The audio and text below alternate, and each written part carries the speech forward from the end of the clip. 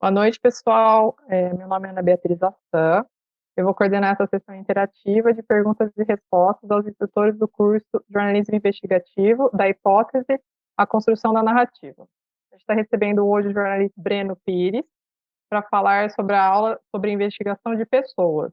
Breno, antes de a gente começar as perguntas, eu gostaria de pedir para você que contasse um pouco sobre como e por que você escolheu essa profissão e qual foi a sua trajetória até aqui. É um prazer estar aqui com vocês para conversar sobre o tema. O que eu posso falar de trajetória é que eu escolhi jornalismo com 17 anos, né, no terceiro ano, mais porque eu queria cobrir Copa do Mundo e Olimpíada, era o meu sonho, e o esporte terminou me ajudando a seguir para a área do jornalismo, que por um longo tempo eu trabalhei no esporte também, antes de mudar para a política, mas me encontrei mais mesmo na área política e de investigação também. E eu acredito que muitos aqui também já devem ter sido trajetórias diversas, né? É bem legal assim a possibilidade que o jornalismo dá de você transitar por várias cidades, várias áreas diferentes, aprender muito de muitas coisas. E eu acho que a curiosidade é um fator assim predominante assim na minha personalidade e que também contribui para ser um jornalista. Alguém gostaria de começar fazendo perguntas? A aula do Breno foi uma aula, estava falando isso para ele, uma aula um pouco mais prática, né? Então, bastante ferramentas. E aí, se vocês quiserem tirar alguma dúvida, por favor, Breno, Breno. muito obrigada. A sua aula foi muito boa e muito prática, inclusive, assim, tipo assim, um material para voltar e consultar sempre, porque virou quase que um manual ali de como fazer a investigação. O que eu queria te Legal. perguntar é em que momento você para a apuração, assim? Tipo assim, quando que você se dá por satisfeito? Porque parece que na coleta de informações sobre pessoas, especificamente atores de grande, tipo assim, proeminência, políticos e tal, é um buraco sem fundo, você sempre consegue cavar mais coisas. Então, em que momento você decide parar a apuração e partir para a publicação de uma reportagem? Acho que é isso. Laís, você já pegou meu ponto fraco. Eu estou dando uma risada porque eu estou no fechamento de uma reportagem para Piauí e todo fechamento para mim é um drama.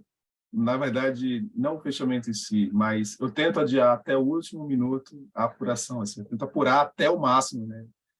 Quer dizer, eu adio o início da escrita. Eu sou um apurador compulsivo. Então, isso me traz problemas pessoais, porque às vezes eu, sei lá, vou de madrugada, então, assim, a gente está falando de espaço fechado aqui, às vezes eu vou de madrugada, trabalho até 5 da manhã no meio de uma coisa, então, assim, é um pouquinho complicado. Mas foi bom contar isso agora, porque eu acho que já pode trazer, aproximar um pouco, porque eu acho que todo mundo, em algum momento da vida, já teve que trabalhar, né, fora do tempo regular, né, de 8 horas do expediente diário. Tudo isso para dizer que é muito difícil, né, para mim, tomar essa decisão do momento de parar. Mas eu acho que é o deadline mesmo, né? Não tem o que fazer, né? Quando o ideal mesmo é você fazer de uma maneira planejada, né? Fazer com antecipação. Eu acredito que, por exemplo, os trabalhos internacionais de cooperação com o próprio SIDA, né? Enfim, entre outros, eles têm um prazo maior, né? De você escrever a matéria está pronta, está editada, ainda vai demorar para publicar, né? Como eu estou trabalhando agora na revista mensal, então, assim, eu tenho bem mais tempo do que na época do jornal e tal, mas eu acredito que a definição no momento de apurar também é importante de ser feita, levando em consideração a, a opinião da chefia também, o diálogo com o seu superior, porque, às vezes, o que você tem para entrar em uma única história, às vezes você consegue dividir em duas, então, assim, o modelo que você vai apresentar ao material às vezes permite que você tenha um tempo a mais para apuração e complementação. Mesmo porque, muitas vezes, o conteúdo que a gente tem, ele pode ser sólido para uma primeira matéria, mas o formato talvez fosse melhor para ser uma série, ou mesmo dividido de outras formas. Então, acho que assim, o momento de parar, não, o ideal é que não seja uma decisão única do repórter, acho que tem que ser conversado com os editores, porque senão o repórter pode estar se dedicando mais do que o espaço que o veículo vai ter para dar para a reportagem. Também tem isso, né? às vezes, por exemplo, você trabalhando num jornal, você tem um limite de linhas, sei lá, uns 50, 60 linhas. Então, dependendo da situação, se você está no factual, no dia a dia, não adianta você querer fazer uma reportagem super detalhada e bastidor se você não tiver previamente combinado com a sua chefia, né? Já na investigação, acredito que essa conversa é mais fluida, né? Ela é mais flexível e tudo vai depender do formato, de onde você está e também, acho que de você enxergar o potencial na história.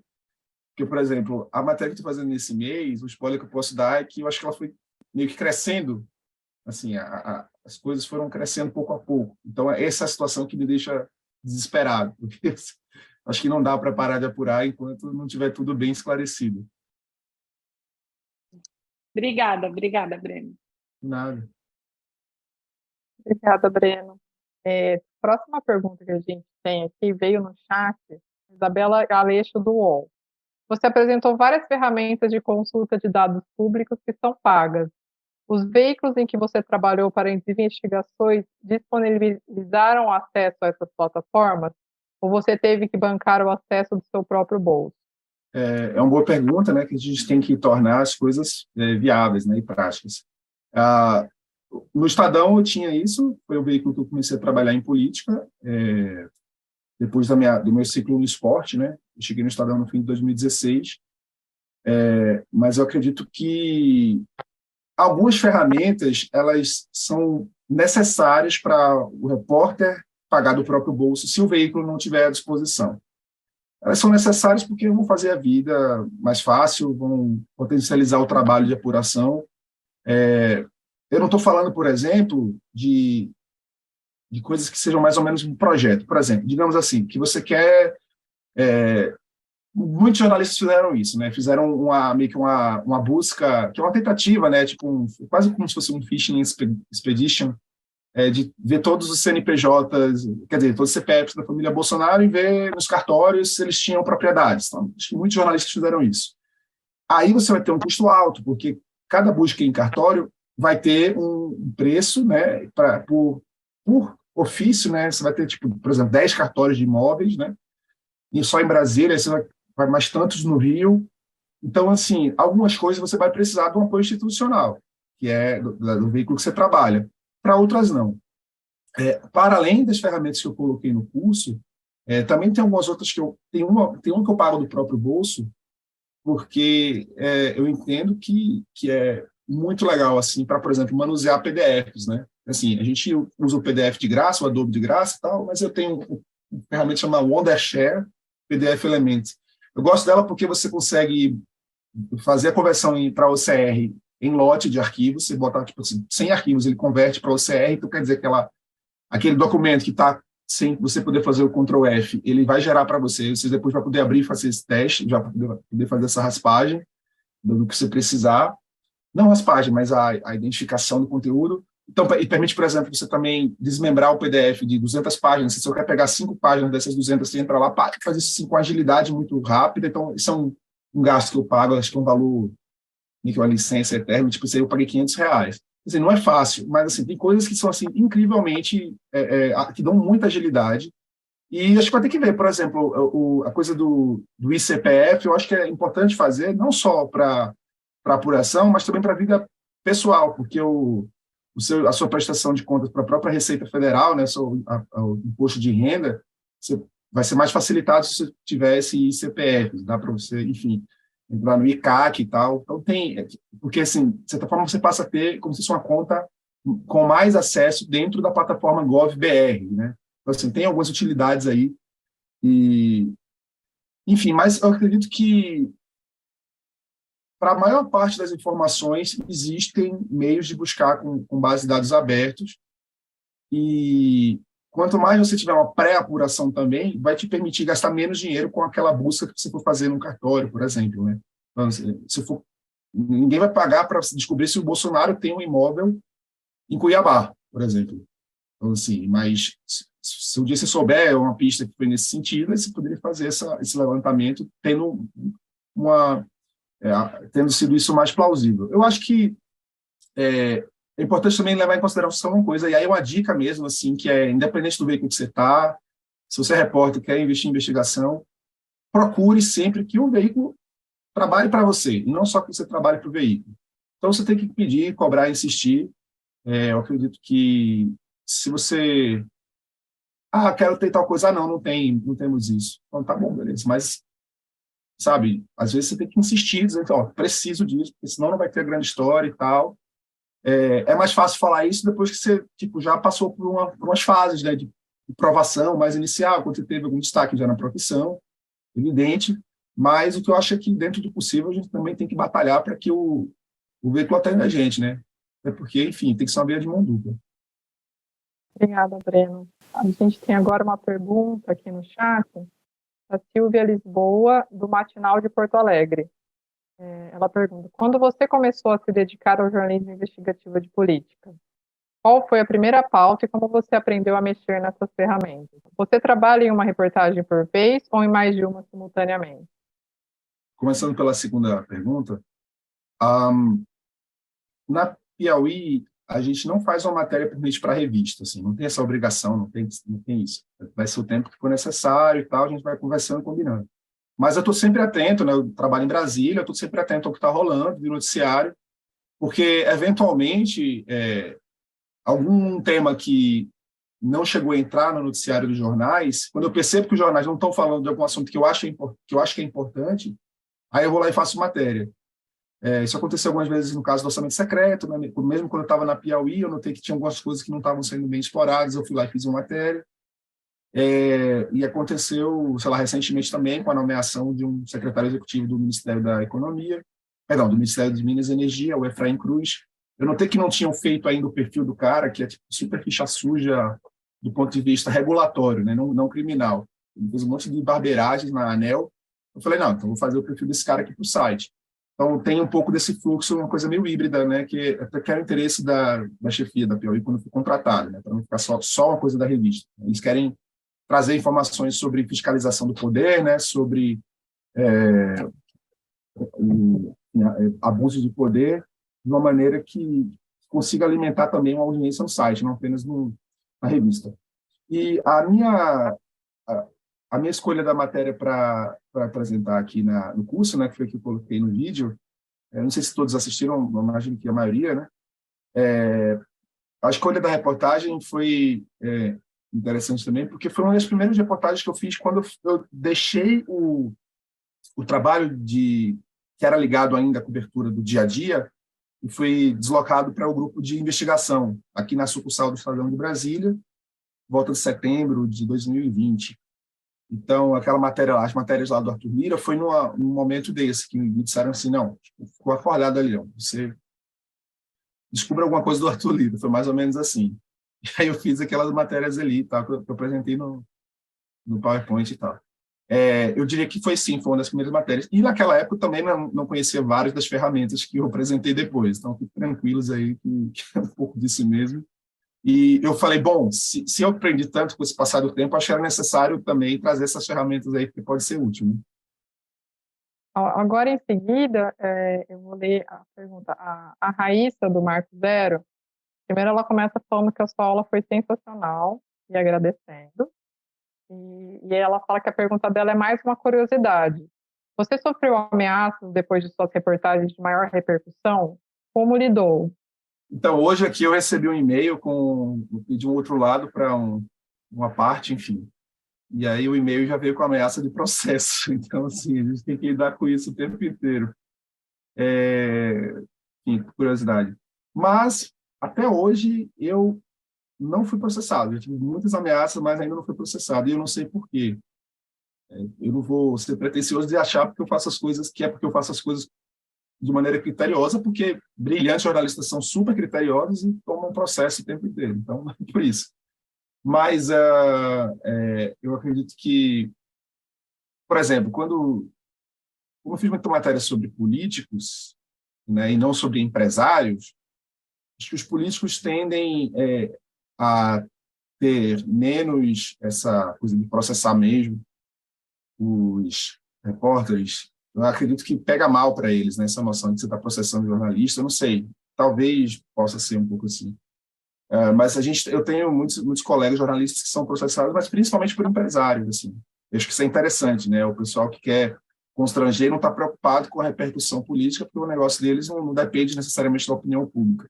Não sei se eu respondi plenamente, mas se for para contar um caso aí, a gente pode falar, eu posso falar do caso do orçamento secreto, que quando saiu a matéria no Estadão, acho que nas reportagens que eu fiz no Estadão, maio de 2021, aí o Onyx Lorenzoni disse que ia processar, o ministro Luiz Eduardo Ramos disse que ia processar.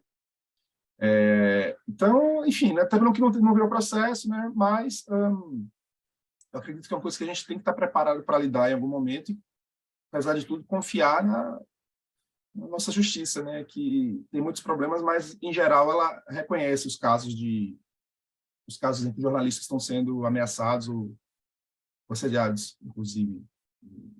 E a outra pergunta que a Aissa faz, ela pergunta o valor médio para acessar essas plataformas pagas que você mencionou. Acho que eu tenho que olhar uma por uma, mais ou menos, aqui. Eu estou com o PDF aberto, que de cabeça, assim.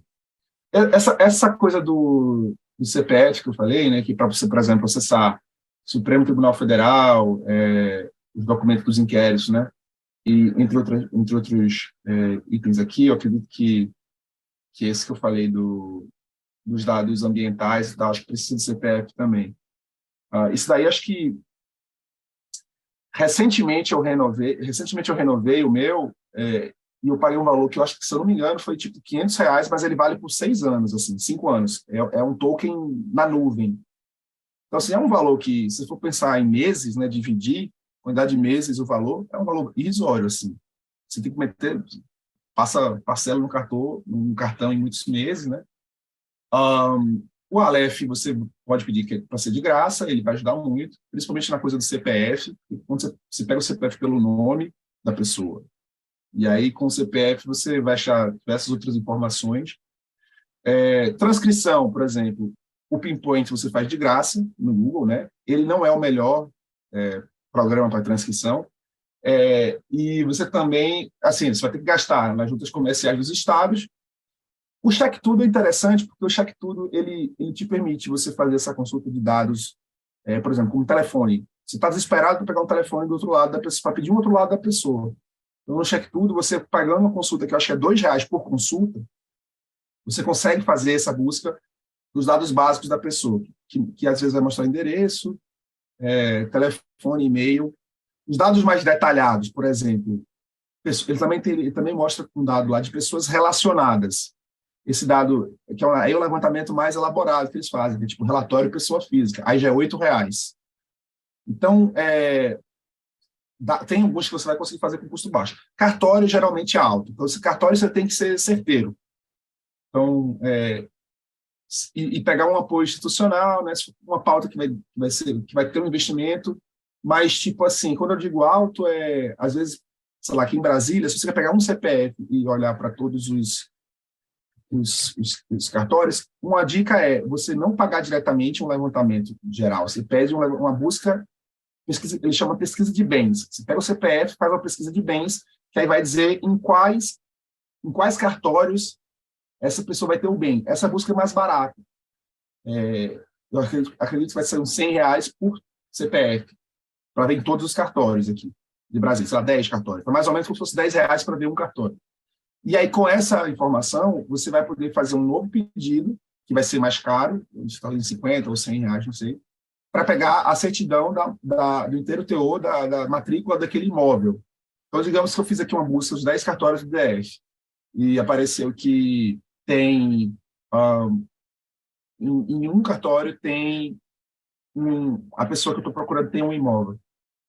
Aí você pode pedir, né, exatamente nesse cartório, essa matrícula, que vai estar informado lá qual é, e você vai ter um inteiro teor, né, que vai mostrar todas as movimentações, né, em referência à propriedade, né, por exemplo.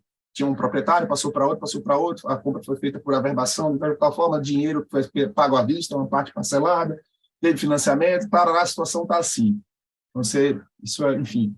Mas para dar alguns exemplos aí, né, tem outras coisas que você vai encontrar de graça, né, mas, enfim, eu acredito que quando é possível, muitas vezes, dar um jeito, né, e encontrar caminhos.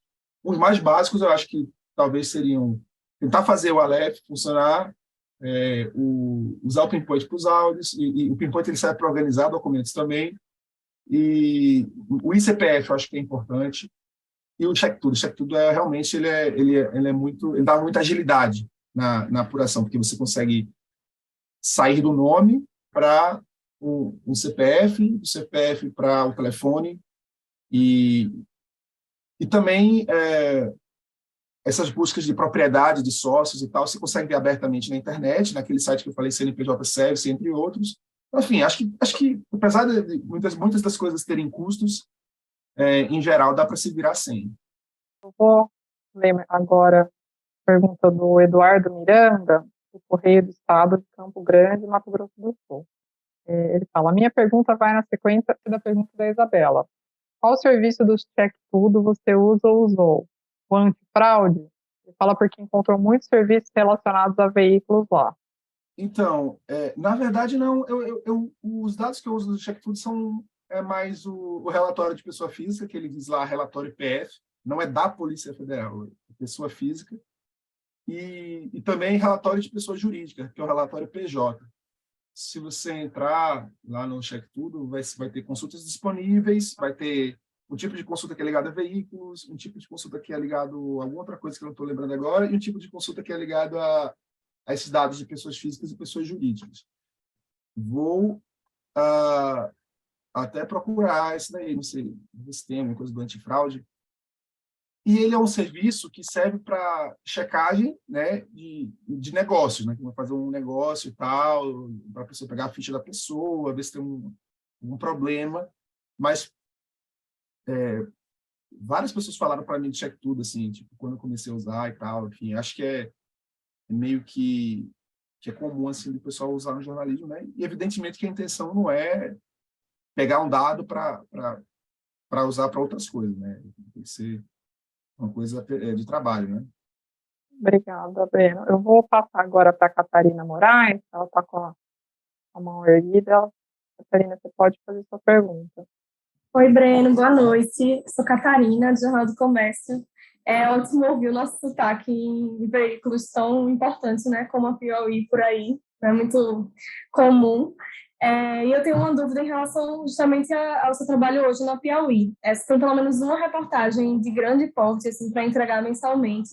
E aí eu queria saber se normalmente já te entregam, como você falou que a sua primeira reportagem investigativa foi, descobre algo sobre essa pessoa, ou se você mantém você já tem pautas na sua cabeça para desenvolver. Como é que você busca essas pautas investigativas mesmo para não ficar perdido e ter um foco a seguir, né, todos os meses?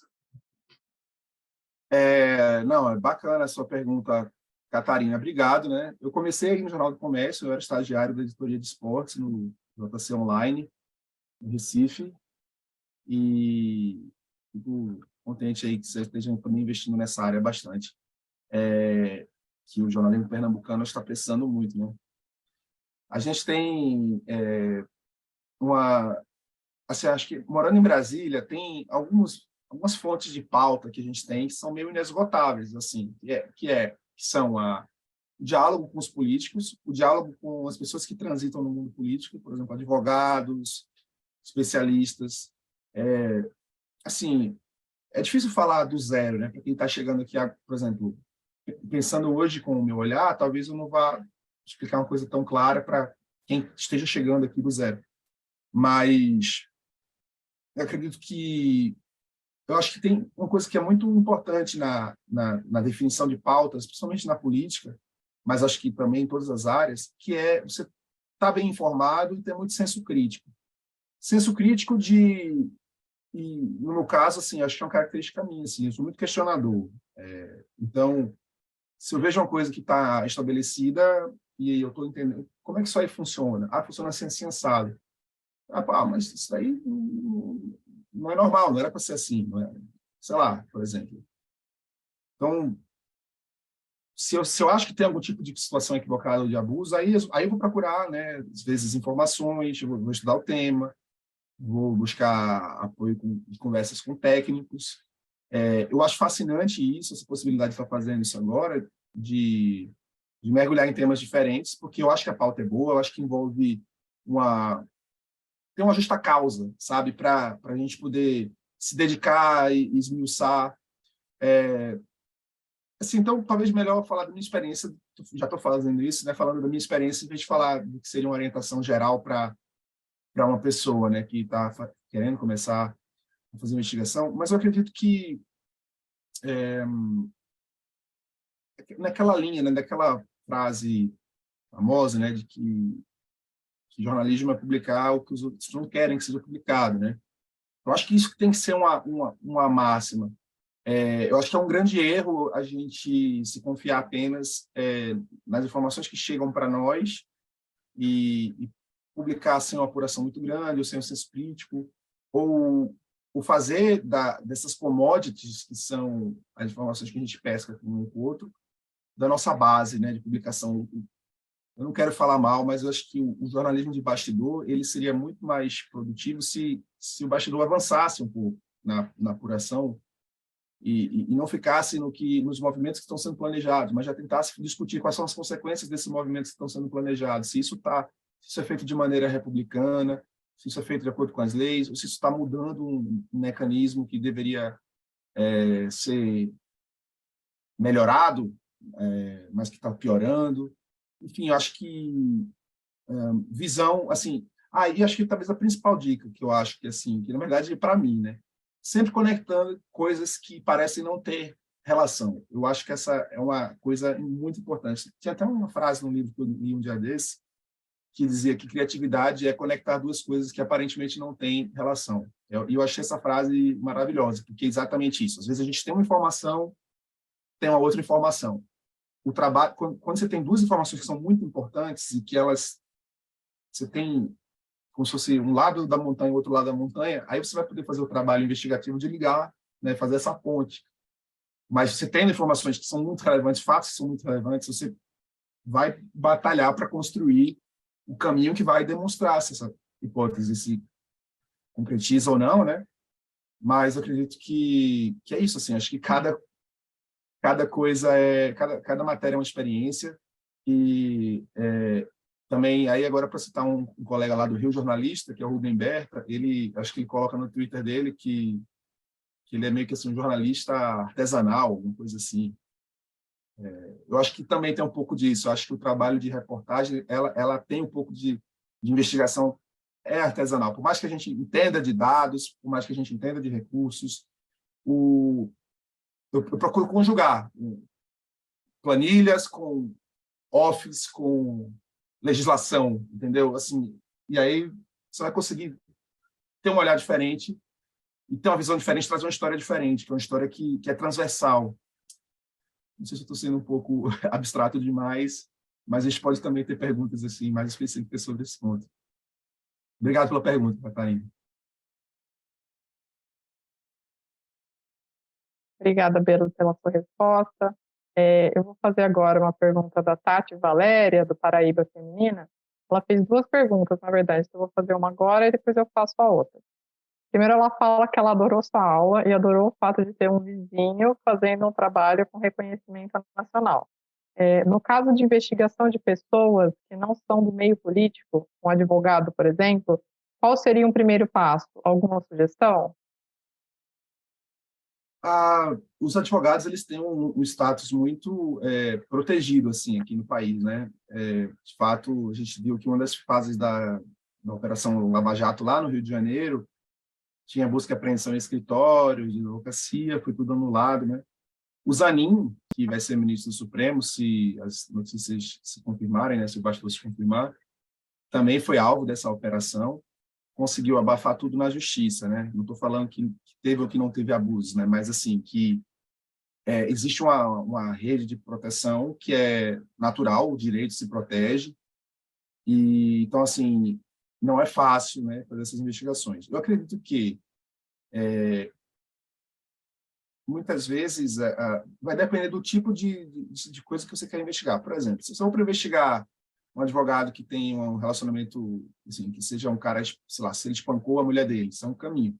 Mas se ele ganhou um contrato, sei lá, se ele prestou um serviço de advocacia de fachada que não foi apresentado, sei lá, se ele ganhou dinheiro para ser um advogado que, na verdade, ele não era, e era uma maneira de lavar dinheiro. Esse tipo de investigação é dificílimo. Eu acho que ninguém conseguiu fazer até hoje no Brasil uma investigação completa sobre esse tema. Se for para falar sobre relações políticas desse advogado, como ele transita, como ele o lobby, né, a questão da influência, aí é mais fácil de fazer. Você pode, por exemplo, tentar ver as doações eleitorais que esse advogado já fez. Você pode tentar ver questão de presença em eventos e tal, ou se você tem uma informação de que um advogado fulano de tal se tornou um advogado queridinho de tal tribunal e ele ganha todas as causas lá, dá para fazer com base em levantamento dos processos, ver quais processos ele atua. Então, acho que é interessante pensar, tipo assim, do zero, assim, vamos fazer um brainstorm, você e sua equipe, o seu chefe, enfim. E, a partir daí, você tentando criar essas hipóteses. Eu acho que tem que ter muita criatividade na elaboração da hipótese também. Porque, às vezes, a gente não está vendo. A gente primeiro tem que ter uma ideia. Aí já vai conseguir enxergar. Sabe? Obrigada, Breno. A segunda parte da pergunta da Tati, ela pergunta, tem como conseguir algum reconhecimento profissional sem precisar necessariamente ter que morar num grande centro? Eu acredito que sim, não tenho dúvida. Tem grandes jornalistas no Nordeste, enfim, no Sul também. As premiações nacionais, o antigo Prêmio ESSO, reconheciam também, às vezes, com grandes prêmios, né? Reportagens que não eram de Brasília, não eram de São Paulo, não eram do Rio. Infelizmente, acabou. Mas, por exemplo, eu lembro quando eu era estagiário no Jornal do Comércio, a Fabiana Moraes ganhou o Prêmio ESSO principal no ano de 2009, eu acho, com uma reportagem sobre os sertões, depois de 70 anos. Se não me engano, era esse prazo.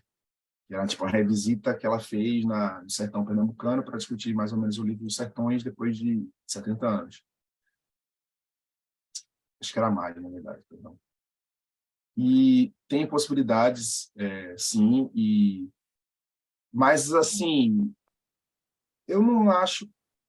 Eu também tenho questionamentos a respeito do que é reconhecimento, do que é sucesso, do que é notoriedade, né, dentro da profissão. Acho que é tudo muito relativo e é uma profissão também que querendo ou não, ela é muito efêmera, né, em alguns aspectos. Assim, você pode estar um dia em alta, no outro dia não está. Normalmente, querendo ou não, as pessoas que são mais reconhecidas são aquelas que estão na televisão, né? Acredito que faz parte da sociedade que a gente tem, né, que é muito midiática, né? Hoje em dia tem internet também, que realmente já em muitos pontos desbancou.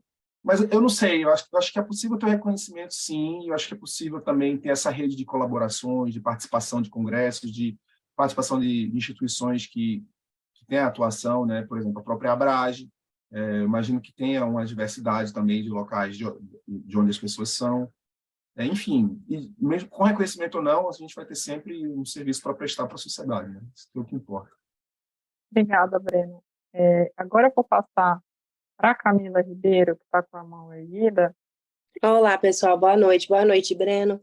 Eu sou Camila, aqui da Rádio CBN, aqui de Cuiabá. Eu confesso que eu estou atrasada, não consegui assistir a sua aula ainda, mas estou aqui participando, daqui a pouco vou assistir. Uma dúvida, assim, não sei até se você chegou a falar sobre isso na aula, enfim.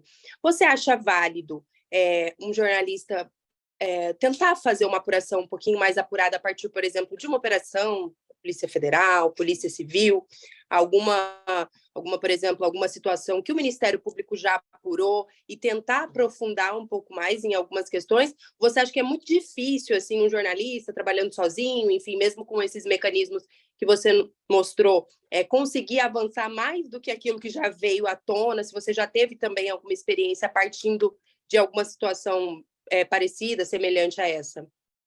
Camila, excelente pergunta. Eu acho que é essencial, né? Eu acho que os documentos públicos, né, eles não devem ser um fim em si mesmos, eles devem ser, muitas vezes, um ponto de partida. E eu acredito que a gente teve uma deseducação na Lava Jato, de a gente funcionar em torno do papel, né? O que importava era o papel. Inclusive, assim, da minha experiência pessoal, o meu primeiro grande furo em política foi a lista de Fachin, no ano de 2017, eu estava no Estadão, foi quem conseguiu, em primeira mão, colocar no ar as revelações que os delatores da Odebrecht tinham trazido e que haviam sido tema de pedidos da PGR de instauração de inquéritos no Supremo, né? Eu consegui os despachos do ministro Fachin, que autorizava quem quer ser investigado ou não, quem quer ser arquivado, quem quer mandar para a primeira instância. E ali, por exemplo, quando eu cheguei em novembro de 2016 em Brasília, só se falava nisso, né? Todas essas redações do Brasil que trabalhavam na política, ou que tinham esse foco na Lava Jato, estavam voltados a colocar as mãos em primeiro lugar, né, nesse material. E eu consegui na frente de todo mundo por conta de técnicas de apuração, como eu falei, criativas. Mas olhando bem, aquilo ali era o que dava para fazer naquele tempo. Hoje, se eu estivesse nessa situação, evidentemente eu atuaria de uma maneira diferente. Óbvio que informação é informação, furo é furo. Quem tiver o documento em primeira mão vai publicar, claro. Mas eu estou trazendo isso para dizer assim para falar sobre a cultura, né? De que não pode ser você focar apenas no documento público, né? Eu já vi gente falar que só publica história se tiver o documento do Ministério Público falando, se tiver a Polícia Federal falando. Eu acho que isso é uma covardia. O jornalismo não deve ser feito assim. E por outro lado, a gente também não pode deixar de levar em consideração que, às vezes, as apurações dos órgãos de investigação criminal, Polícia Federal, Ministério Público Federal, TCU, AGU, enfim. A AGU não investigação em si, mas ela trata da questão do dano ao patrimônio também, né, da probidade. Às vezes, os órgãos vão ter limitações que são naturais da característica de cada um, o que a Constituição, ou a lei complementar prevê da atuação do órgão. O jornalista não, ele pode fazer um trabalho transversal, ele pode fazer uma coisa que o TCU faz, mas a Polícia Federal não faz. Ele pode fazer uma coisa que o Ministério Público Federal faz, mas a AGU não faz. Então, assim, o repórter ele vai poder cruzar e trazer a história com uma abordagem mais ampla. Para dar uma dica nesse ponto, Camila, eu diria principalmente CGU e TCU, porque CGU e TCU são os órgãos que trazem informações públicas, diferente da Polícia Federal, que é tudo normalmente são inquéritos sigilosos, né? Mas se você existe um manancial enorme de pautas que são os relatórios que a CGU publica em seu site. Você vai procurar na internet, relatório CGU, você baixar. E lá, muitas vezes, você vai ter um belíssimo achado de auditoria que, quando você olha assim na tela, você nem acha uma coisa importante, mas quando você lê o relatório, quando você separa, quando você pensa uma pauta em torno disso, por exemplo, cisternas no Nordeste que estão sendo construídas, sei lá, com superfaturamento. Você, a partir de um relatório da CGU, que é uma coisa fria, sem gosto, e talvez você nunca pararia para ver se esse documento aparecesse na sua frente, você vai ler, ali tem dados importantes que você pode pegar, planejar uma viagem a esse local, fazer uma reportagem especial a partir de dados públicos, entende? Isso é super legal. CGU e o TCU também. O TCU, ele tem, na prática, assim, são centenas de processos julgados toda semana. Tem processos que são julgados em lista. Então, a partir da unidade jurisdicionada, né, que por exemplo, o TCU pode estar fazendo uma auditoria sobre a SUDENE, né, que é a Superintendência de Desenvolvimento do Nordeste, ou sobre o Porto de Santos. Então, a partir dali, muitas vezes, você vendo o acórdão do TCU, você vai poder ver também o relatório da área técnica. Pode ser que a notícia, que a decisão do TCU não seja tão forte por si. Às vezes, vai decidir abrir uma audiência para ouvir um político ou um gestor que foi alvo de alguma coisa. Mas, às vezes, o que a área técnica mostrou ali de irregularidades pode trazer uma pauta. Então, essa é uma dica bem legal, sabe? Eu realmente não estava na minha apresentação, mas eu diria que sim. E vale também para a PF, vale também para o MPF, claro. E sim, também é super importante fazer fontes nesses órgãos, porque às vezes as fontes vão dizer caminhos que eles não conseguiram ir, ou que eles não puderam ir, e você tenta ir atrás desse caminho que você acha, né? Buscar aquelas pistas, né? O caminho, o fio da meada, para que você possa fazer o seu trabalho. Obrigada, Breno. Eu queria saber, você costuma usar LAI? A LAI não, LAI com certeza, LAI com certeza. É uma necessidade, né, de a gente usar a LAI, e eu acho que é necessidade também recorrer até o fim. Eu acho que é muito importante também essa dica. Não é somente pedir a LAI, não se conformar com a resposta, estudar o texto da lei, que não é tão complicado, e usar o argumento de um artigo X, inciso Y, para poder fundamentar o acesso no recurso, né? E contar que, nesse primeiro momento, pelo menos, a CGU está com a pegada de trazer maior transparência, com a promessa de campanha do Lula, e é a coisa que para eles interessa nesse momento, principalmente porque ainda tem muita coisa para ser levantada, eu acredito, do governo Bolsonaro. Então, assim, acho que lá é algo para usar e abusar. Acho que é legal criar uma rotina. Às vezes você cria, assim, sei lá, a sexta-feira da live. É engraçado, comigo a live funciona muito na sexta. Quando está acabando a sexta-feira, fim da tarde, assim, se eu não tiver com pauta fechando, aí eu falo, putz, vou adiantar aqui um monte de pedido de live. Então, assim, sabe, tipo, aquele horário que você já teve isso várias vezes, assim, no tipo assim, tá perto de acabar o expediente, vai sextar, né? Mas, não, peraí, antes de sextar, deixa eu pedir aqui umas lives aqui. E eu acho que isso é uma dica do tipo assim, que para tornar uma rotina, sabe? Por que eu digo que é legal um dia na semana? Porque normalmente você vai ter tempo para, inclusive, responder os recursos, né, que você vai precisar fazer, né? Então, você durante a semana, se tiver muito corrido, tiver um batidão, você não conseguir ver a resposta, né? Você pode ter tido um documento que foi enviado para você por meio da live, que você não conseguiu ver na semana, que estava muito corrido. Enfim, se você fizer separar um dia da semana, você não vai perder nada, você não vai perder prazo de recurso, você não vai perder o material, né? Enfim. E eu acho que a live também é muito importante ser utilizada como fator pedagógico, porque a gente também tem que orientar os nossos gestores públicos a estarem respondendo. Eu acredito que isso é bem importante também. Do Eduardo Miranda. Você atua em parceria com o jurídico em investigações, não digo em contencioso, mas em consultoria de apuração mesmo, ou para dar apoio em recurso da lei, orientações, etc.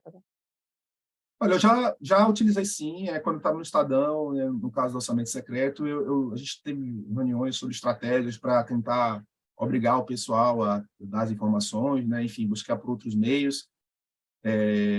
Já discuti e tal. Acho que é importante, sim, dentro do possível, se cercar de informações. Na parte da lei, eu acredito que não adianta falar com o advogado, tem que ser você, porque, a não ser que você queira levar uma recusa da lei à justiça, né? Se você entender que houve um descumprimento da lei aí você pode denunciar na CGU. Então, esse funcionário teve aqui, tal, ministério tal, não entregou os documentos, está claramente contrário à lei, e a CGU não dá essa causa, acredito que você pode entrar na justiça, porque é uma lei que precisa ser cumprida, né? Eu não sei se teve algum caso já de justiça mandar cumprir o acesso à informação depois de todos os recursos na instância administrativa, mas, enfim, acredito que sim, que é possível, né? E é possível criar, inovar mesmo, assim, né? Tipo assim, fazer coisas que ninguém fez, acho que é possível também, é nosso papel, né, como jornalista, ter ideias e trazer os pontos. Acho que, se você tivesse recurso, então, de conversar com o jurídico nas investigações, vá atrás, e acho que vai ser bastante interessante, sim. E também, claro, já procurei jurídico para me cercar sobre a segurança de fazer algumas reportagens, né? De publicar algumas informações, se tinha que ter algum cuidado, se poderia ser uma coisa que fosse dar processo, né? E já também tirei esse tipo de dúvida, que eu acho que isso pode ser importante também. Queria agradecer, Breno, muito a sua presença, a sua disponibilidade para poder participar dessa sessão. Valeu, pessoal. Também quero agradecer a vocês, tá? E obrigado mais uma vez ao convite da Abrage também para participar, né? É isso aí. Você merece. Eles merecem ouvir. Valeu. Um abraço. Tchau. Tchau, gente. Obrigada.